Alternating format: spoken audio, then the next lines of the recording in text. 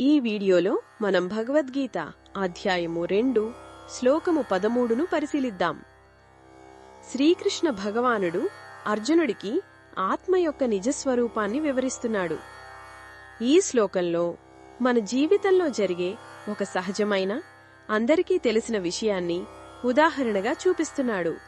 మనందరికీ ఈ దేహం ఉంది కదా, ఈ దేహంలో నివసించేవాడిని ఆత్మ అంటారు. ఈ ఆత్మ ఈ శరీరంలో ఉంటూనే బాల్యం, యవ్వనం మరియు ముసలితనం అనే దశలను దాటుతుంది. ఒక్కసారి మనమందరం ఆలోచిద్దాం. మన చిన్నప్పటి ఫోటో చూసుకుంటే అప్పటి శరీరం వేరు, ఇప్పుడు మన శరీరం వేరు. భవిష్యత్తులో వయసు పెరిగాక ఇంకోలా ఉంటుంది. శరీరాలు ఇలా నిరంతరం మారుతున్నా లోపల ఉన్న నేను అనే అనుభూతి మాత్రం మారదు కదా. ఆ మారకుండా ఉండే చైతన్యమే ఆత్మ.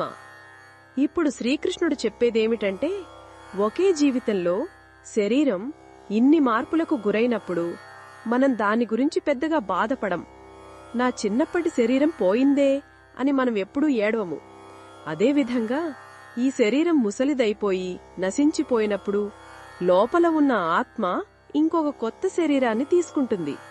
ఇది మనం పాత బట్టలు విడిచి కొత్త బట్టలు వేసుకున్నంత సహజమైన ప్రక్రియ అని భగవానుడు చెబుతున్నాడు. అందుకే ధీరుడు అంటే ఆత్మజ్ఞానం ఉన్నవాడు, ఈ నిజాన్ని తెలుసుకున్నవాడు ఈ మార్పుకు అంటే మరణానికి దుఃఖించడు. అతనికి స్పష్టంగా తెలుసు, తాను ఈ నశించే శరీరం కాదని, తాను శాశ్వతమైన ఆత్మనని. చావు అంటే ఈ శరీరం మారడమే కాని ఆత్మకు ఎలాంటి నాశనం లేదని అర్థం చేసుకుంటాడు. ఈ జ్ఞానం అర్జునుడిలోని భయాన్ని, బంధువులను చంపుతున్నాననే శోకాన్ని పోగొట్టడానికే. ఈ శ్లోకం మనకు ఒక గొప్ప ధైర్యాన్ని ఇస్తుంది. మనం ఈ నశించిపోయే శరీరం కాదు, శాశ్వతమైన సనాతనమైన ఆత్మలం అనే జ్ఞానం మరణభయం నుండి మనల్ని విముక్తి చేస్తుంది. మన ప్రియమైన వారు ఈ శరీరాన్ని విడిచి వెళ్లినప్పుడు కలిగే దుఃఖాన్ని తట్టుకునే శక్తిని ఇస్తుంది. మన నిజస్వరూపం మీద దృష్టి పెట్టమని మనకు గుర్తు చేస్తుంది.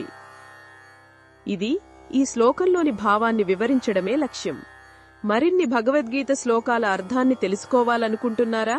అయితే మా తదుపరి వీడియోలను తప్పకుండా చూడండి.